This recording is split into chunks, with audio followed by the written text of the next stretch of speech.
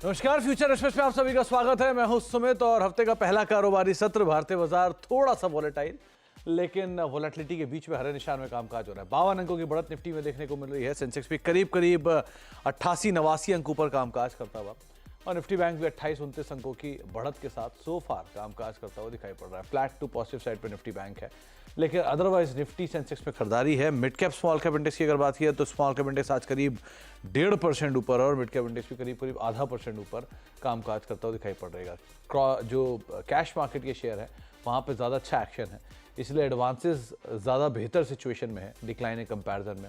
हर एक अच्छी तेज़ी कैश मार्केट के शेयरों में आपको दिखाई पड़ेगी।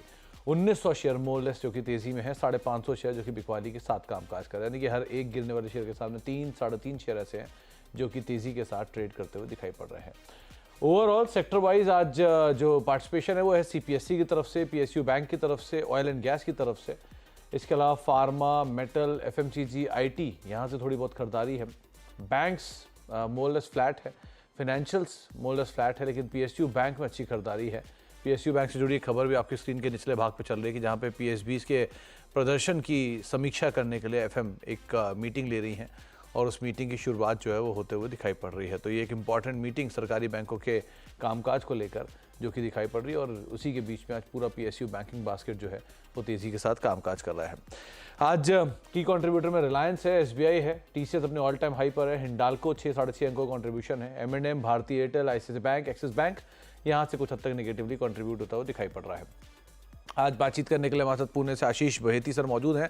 उनसे हम चर्चा करेंगे मार्केट्स को लेकर भी, साथ ही साथ बातचीत करेंगे कुछ ऑप्शंस को लेकर, स्टॉक्स को लेकर, और बातचीत आगे भी होती रहेगी स्टॉक स्पेसिफिक। लेकिन पहले ऑप्शंस के नंबर 24,600, 24,700, 24,800, यानी कि 24,600 जहाँ स्पॉट अभी निफ्टी है उसके इर्द गिर्द 24,700 और 24,800 के आसपास राइटर्स है। नीचे 24,500 पे जो कि रेंज का अपर एंड था, अब वो रेंज का लोअर एंड है।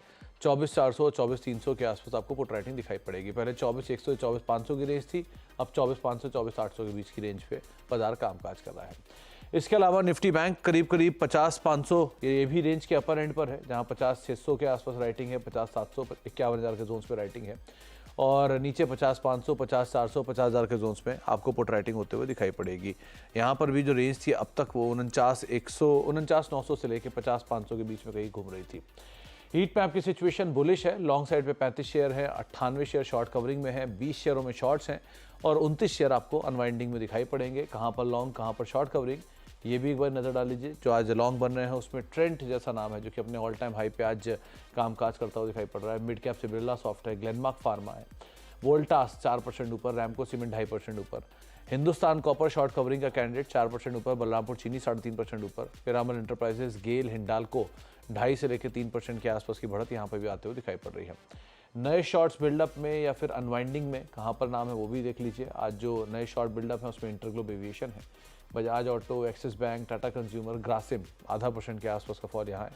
और अनवाइंडिंग में एम&एम बढ़िया तेज़ी के बाद शुक्रवार के आज थोड़ा सा प्रेशर, आईसीआईसीआई लोम्बार्ड, भारतीय एयरटेल, पॉली कैब और एबी कैपिटल करीब 1.25% के आसपास की बिकवाली यहाँ पर देखने को मिल रही है।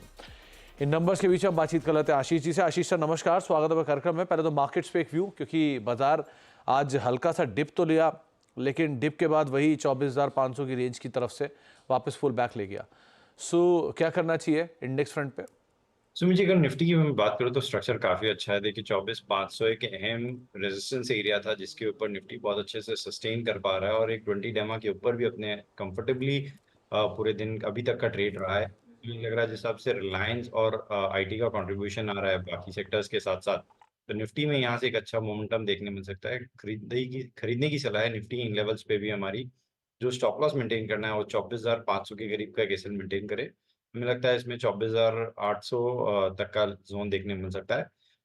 सुमित जी, अगर बैंक निफ्टी की बात करूं तो यहाँ अभी भी प्रेशर है और सस्टेन नहीं कर पा रहा है। आज भी अगर आप देखेंगे तो ऊपर में 300-400 पॉइंट का मूव आया था, लेकिन वो सस्टेन नहीं कर पाया और फ्लैटिश काफी ट्रेड कर रहा है। तो थोड़ा सा अभी भी थ्रस्ट बैंक निफ्टी को नहीं मिल रहा है। एचडीएफसी अभी भी उस वीकर सेक्शन में ही ट्रेड कर रहा है। तो बैंक निफ्टी में अभी ट्रेड थोड़ा सा अवॉइड करे। अगर लॉन्ग है किसी के पास तो जो स्टॉप लॉस उन्हें मेंटेन करना है वो 50,300 के करीब का एक एसएल मेंटेन करे और लॉन्ग में बने रहे। फ्रेश लॉन्ग अभी नहीं करने की सलाह है। फ्रेश लॉन्ग करने की सलाह है 50,700 का क्रॉस कर जाए बैंक निफ्टी तब। तो 50-700 पार करने के बाद बैंक निफ्टी में आप लॉन्ग जाएंगे। निफ्टी के केस में आप आउटराइटली लॉन्ग जा सकते हैं करीब 24,800 के टारगेट्स के लिए। 24,500 का एक स्टॉप लॉस यहाँ पर मेंटेन करके चलने की राय आपको आशीष जी दे रहे हैं। आशीष सर, इंडिविजुअली आज कुछ फेवरेट्स में आपके बिरला सॉफ्ट चला हुआ है, आज बढ़िया तेजी है वहाँ पर, क्या करना चाहिए? कौन कौन से स्टॉक जहाँ पर आपकी नज़र है? जी सुमित जी, पहला जो स्टॉक रहेगा वो है हैवेल्स का। काफी अच्छा चार्ट स्ट्रक्चर बना हुआ है, जिस हिसाब से कंटिन्यूअसली 4 दिनों से हाई राइज के पैटर्न बन रहे हैं। आज भी स्टॉक अभी फ्लैट ट्रेड कर रहा है, लेकिन हमें लग रहा है कि risk reward point of view से काफी फेवरेबल है। तो हैवेल्स में खरीदारी की सलाह है। जो स्टॉप लॉस इसमें मेंटेन करना है वो 1870 के करीब का एक एसएल मेंटेन करे। हमें लगता है इसमें 1910 और 1930 तक के लेवल्स देखने मिल सकते हैं। दूसरा जो स्टॉक हमें अच्छा लग रहा है वो है यूबीएल का। स्टॉक में हमने देखा फ्राइडे को भी एक अच्छा मूव था, 4.25% का। आज वापस 0.3% का मूव हुआ है, और जिस हिसाब से अपना 20 डेमा रीगेन कर रहा है, शॉर्ट्स काफी बने हुए थे, तो क्लियरली एक शॉर्ट कवरिंग इसमें देखने मिल रही है। तो यूबीएल में खरीदारी की सलाह है। जो स्टॉप लॉस इसमें मेंटेन करना है 1990 का एक एसएन मेंटेन करे 1990 का। हमें लगता है इसमें 2070 तक का जोन देखने मिल सकता है। सुमित जी, जो तीसरा स्टॉक अच्छा लग रहा है वो है मुथूट फाइनेंस का। इसमें आज मोमेंटम थोड़ा सा बनता हुआ देखने मिल रहा है।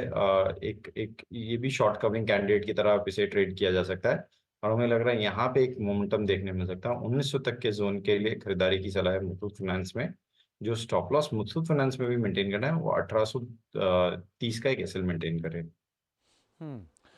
तो हम तीन नाम हैं, यानी कि हेवल्स, यूनाइटेड ब्रिवरीज और मुथूट फिनेंस। सबसे पहला नाम हेवल्स, करीब करीब 1910 के टारगेट्स के लिए 1930 का दूसरा टारगेट रहेगा, 1870 का एक स्टॉप लॉस मेंटेन करेंगे। यूनाइटेड ब्रिवरीज दूसरा नाम है, 2070 के टारगेट्स के लिए 1990 का एक स्टॉप लॉस। और तीसरा नाम जो पसंद है वो है मुथूट फिनेंस, करीब करीब 1900 रुपये के टारगेट्स के लिए 1830 का एक स्टॉप लॉस यहाँ पर आप मेंटेन करेंगे। आशीष सर, आजकल बियर पे आप ज़्यादा ध्यान दे रहे हो, मतलब यूनाइटेड ब्रिवरीज पे ज़्यादा ध्यान है इंस्टेड ऑफ यूनाइटेड स्पिरिट्स, ऐसा क्यों? वो ज़्यादा बेटर हो गया क्या chart wise? Obviously.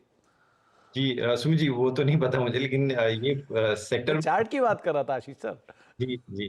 Sumit ji, जैसे कि इनमें कैश स्टॉक्स में भी अच्छा मोमेंटम बना हुआ है। GM breweries and global spirit जैसे स्टॉक्स में अच्छा मूव बना हुआ है, तो सेक्टर में टेलविंड काफी स्ट्रांग है, इसलिए स्टॉक रडार पर है।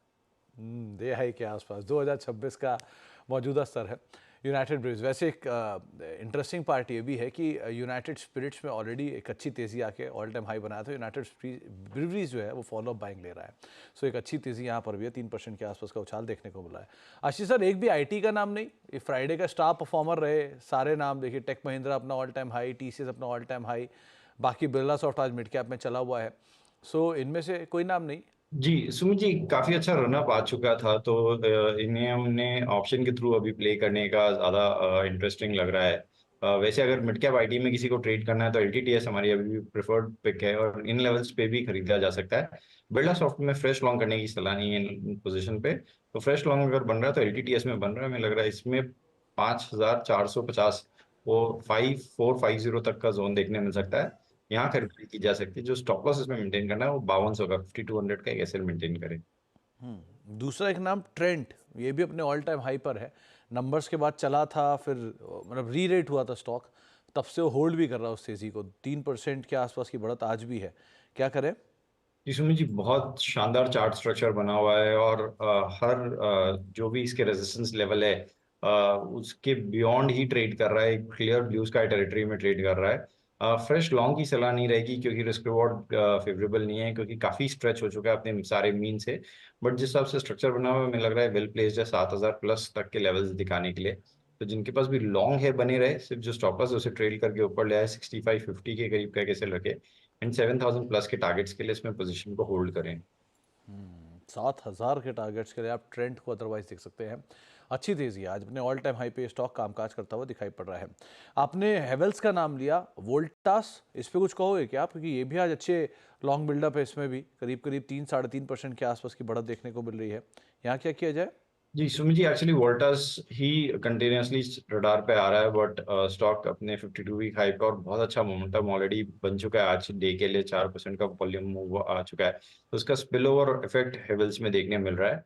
तो वोल्टास में तो जरूर खरीदारी की ही सलाह है, बट थोड़ा सा अगर कोई डिप मिलता है तो वहाँ रिस्क रिवॉर्ड काफी फेवरेबल हो जाएगा। उसमें कोई भी डिप आए तो उसको खरीदा जा सकता है। 1550 का एक एसएल रखे, और हमें लग रहा है जिस हिसाब से चार्ट स्ट्रक्चर बना हुआ है इसमें 1660 तक का जोन है ऊपर की तरफ। आशीष सर, आज पूरे फार्मा में अच्छा मूव है, जैसे औरबिंदो फार्मा शॉर्ट कवरिंग में है, to an extent Piramal enterprises करीब यहाँ पर भी 4-3% के आसपास का अप मूव है। Apollo hospital flat to positive है, जाइडस फ्लैट टू पॉजिटिव है, ग्लेनमार्क करीब करीब 3% ऊपर कामकाज कर रहा है, लॉन्ग बिल्डअप है। यहाँ से कोई नाम? जी सुमित जी, एक्चुअली ग्लेनमार्क और औरो ये दोनों काफी अच्छे लग रहे हैं। ग्लेनमार्क तो ऑब्वियस रीजन से, क्योंकि स्टॉक अपने और 52 week high and I think all time high के ऊपर ट्रेड कर रहा है।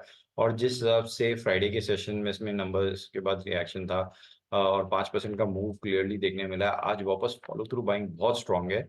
और इन लेवल्स पे इतनी अच्छी बाइंग मतलब ये दर्शा रहा है कि यहाँ से भी एक अनदर 100 रुपीज का मूव ग्लेनमार्क में क्लियरली देखने मिल सकता है। तो करने की सलाह है जिनके पास भी लॉन्ग है, जो स्टॉप लॉस इसमें मेंटेन करना है और वो करीब करीब 1590 का एक एसएल मेंटेन करे। अगर एक बीटन डाउन स्टॉक में बायोकॉन को देखा जा सकता है। स्टॉक काफी गिरावट आ चुकी थी इसमें, आज थोड़ा सा अटेम्प्ट कर रहा है, तो एक प्रीएम्प्टिव ट्रेड रहेगा।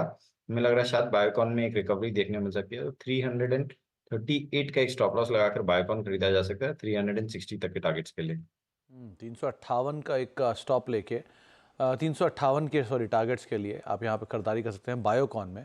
एक बीटन डाउन स्टॉक के तौर पे इसे भी आप देख सकते हैं, लेकिन अदरवाइज ग्लेनमार्क और दोनों पे भी आप नज़र रखिएगा।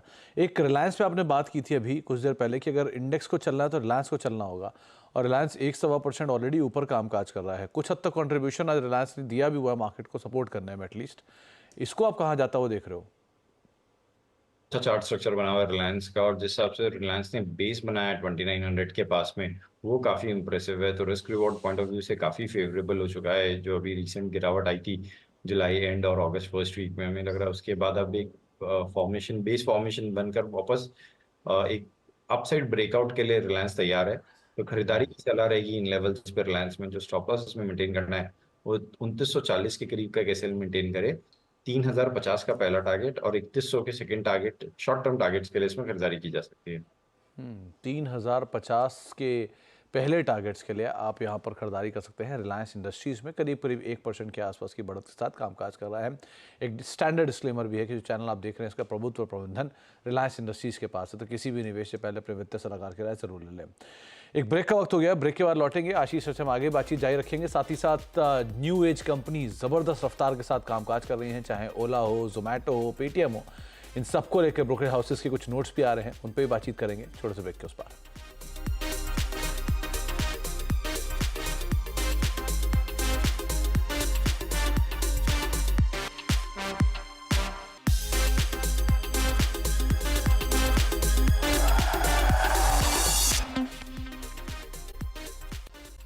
आप देख रहे हैं फ्यूचर एक्सप्रेस और मार्केट्स में थोड़ी बहुत खरीदारी है। करीब करीब 28 अंक ऊपर निफ्टी अभी भी कामकाज कर रहा है। 94 ऊपर सेंसेक्स है। निफ्टी बैंक हालांकि एक ड्रॉप ले गया और अब लाल निशान में वापस आ गया है। करीब करीब 70 अंक नीचे निफ्टी बैंक पहुंच चुका है।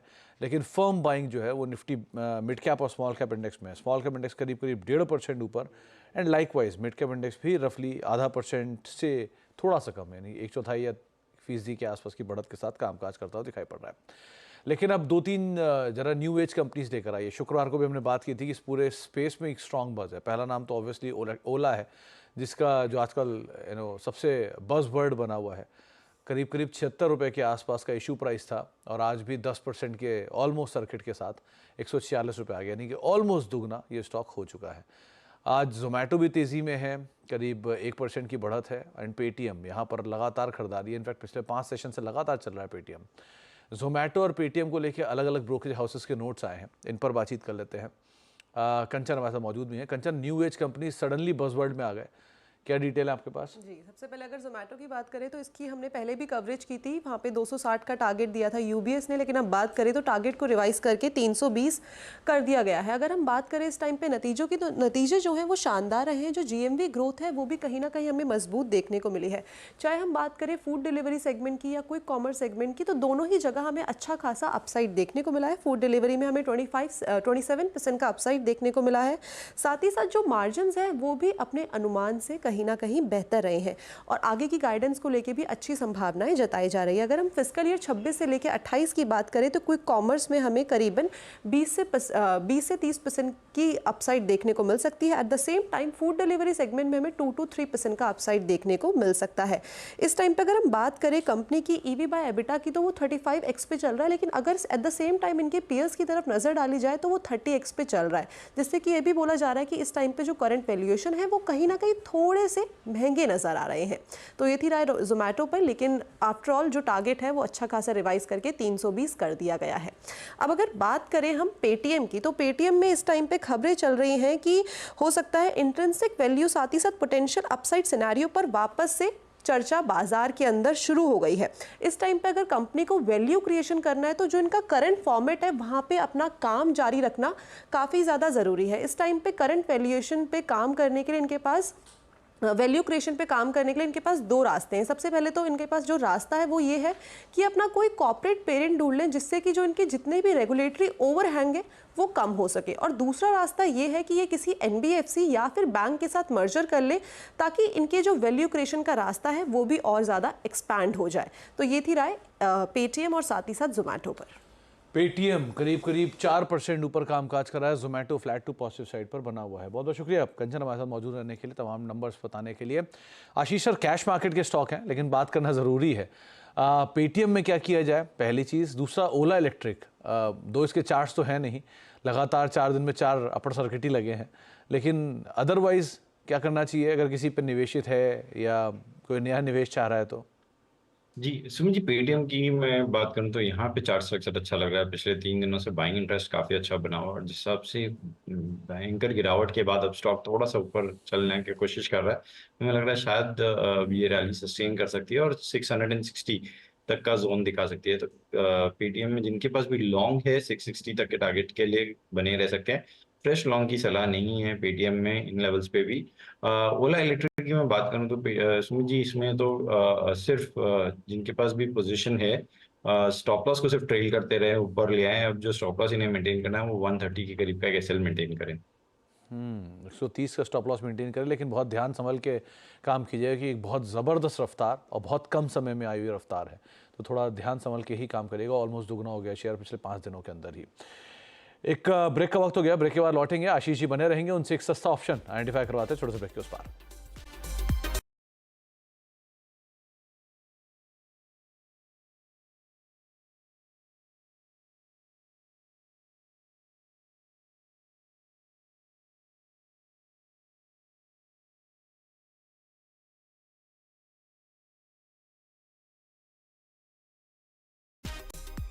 अब देख रहे हैं फ्यूचर एक्सप्रेस और इंडेक्स वहीं यथास्थिति करीब करीब 34-35 अंक ऊपर अभी भी कामकाज कर रहा है। एंड लाइकवाइज सेंसेक्स भी 60-70 अंक ऊपर ट्रेड करता हुआ दिखाई पड़ रहा है। आशीष सर, सस्ता ऑप्शन क्या चुना आपने?